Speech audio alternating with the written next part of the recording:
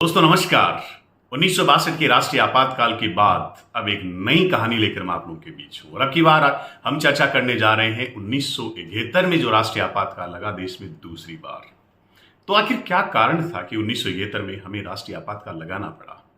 दोस्तों इसकी शुरुआत होती है 1970 से, क्योंकि 1970 में पाकिस्तान में चुनाव हुए।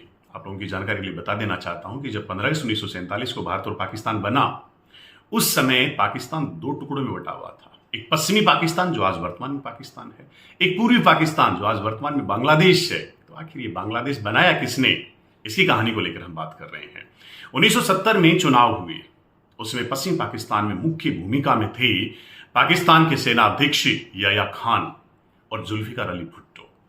और वहीं पूर्वी पाकिस्तान में एक व्यक्ति बहुत ज्यादा पॉपुलर, बहुत ज्यादा लोकप्रिय थे उस समय, नाम था शेख मुजीबुर रहमान। पार्टी थी अवामी लीग। दरअसल मामला था कि जब देश का विभाजन हुआ तो उर्दू को राष्ट्रीय भाषा का दर्जा दे दिया गया, बांग्ला भाषियों के अधिकारों का हनन किया गया।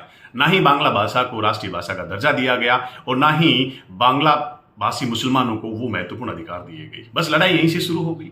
शेख मुजीबुर रहमान ने कह दिया कि एक बार मेरी सरकार बनाओ, सारे अधिकार दे दूंगा आपको मैं।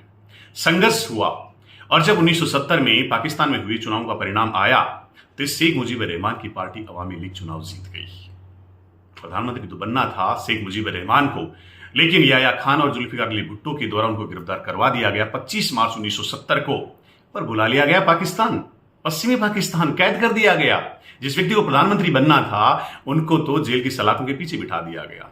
और फिर शुरुआत हुई पाकिस्तान में खूनी संघर्ष की। बताया जाता है कि लाखों लोगों को मौत के घाट उतार दिया गया।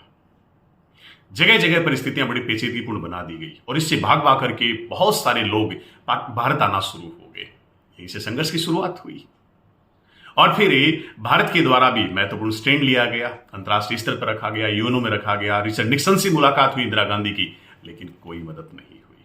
और फाइनली फिर तारीख आई 3 दिसंबर 1971 की, जब पाकिस्तान के द्वारा ऑपरेशन चंगेज खान लॉन्च कर दिया गया। हम भी कहां पीछे रहने वाले थे, हम तो तैयार थे। 4 दिसंबर 1971 को भारतीय नौसेना के द्वारा ऑपरेशन ट्राइडेंट लॉन्च कर दिया गया और फिर जो हुआ उसका इतिहास गवाह है।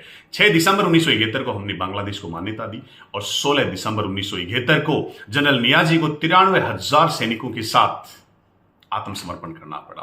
तो 3 दिसंबर 1971 से लेकर के 17 मार्च 1977 तक देश में दूसरी बार राष्ट्रीय आपातकाल लगा। कमेंट करके बताइएगा कहानी कैसी लगी। फिर मिलते हैं तीसरे राष्ट्रीय आपातकाल की कहानी को लेकर। जय हिंद, जय भारत, जय संविधान।